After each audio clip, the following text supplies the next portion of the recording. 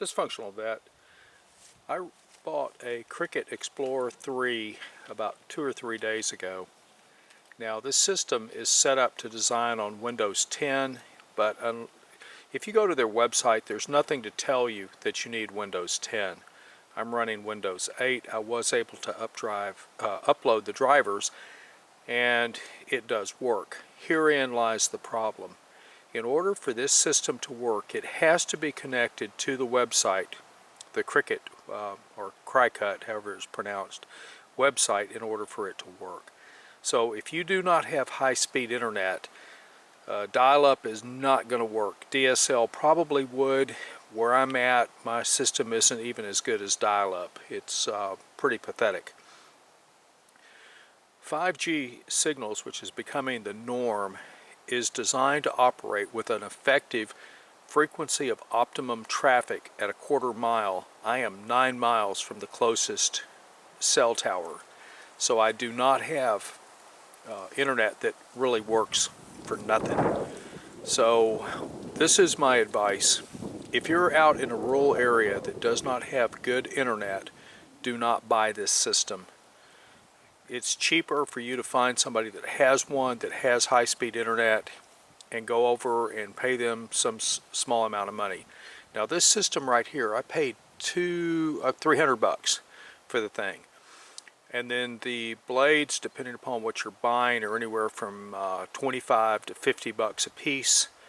You might need multiple blades. The material is all about $25 for the big rolls of vinyl.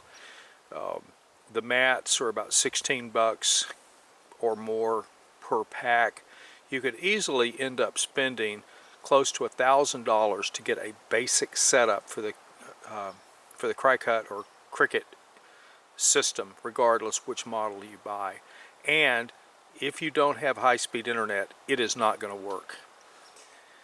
So I wanted to give you an update on that. I'm going to find workarounds for everything because that's what I do. In the meanwhile, as I find workarounds, I'll let you know.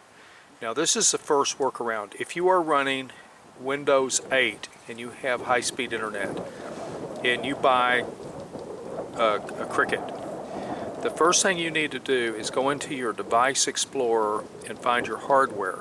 And it should pull up this unit and the driver, which is the driver connects the computer to the printer. So the printer is a CNC machine, and you have to have a compatible driver. It uses probably some form of G-code. So what you need to do is go in there and click on that, and then right click and say update driver, and then it'll go through the process and it will update the driver, and then you'll be able to use it. At some point that's going to probably go away, and you're going to have to switch to a Windows 10 unit, which Windows 10 has so many security issues. I have tried to avoid it. Although I do have a Windows 10 computer, I don't use it for anything where I'm concerned about. I will not use it for any kind of banking or anything else, because there's just too many back doors in it, and you don't know what hackers may be able to get into the system. On YouTube, I do subscribe to a lot of hacker channels where they tell you how to protect your machines, and I've updated my machine as much as possible, but the vulnerabilities exist. The old systems, the very old systems, the very first Windows, I think had over 1 billion lines of code in them, maybe even more than that.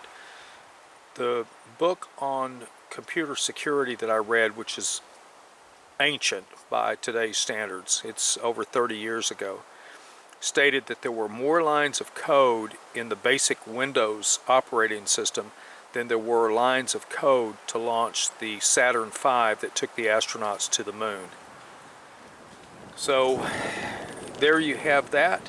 With that said, Dysfunctional Vet is going to sign off, going to go check the game camera and do some other stuff and get ready to film another exciting episode of Tree Planet.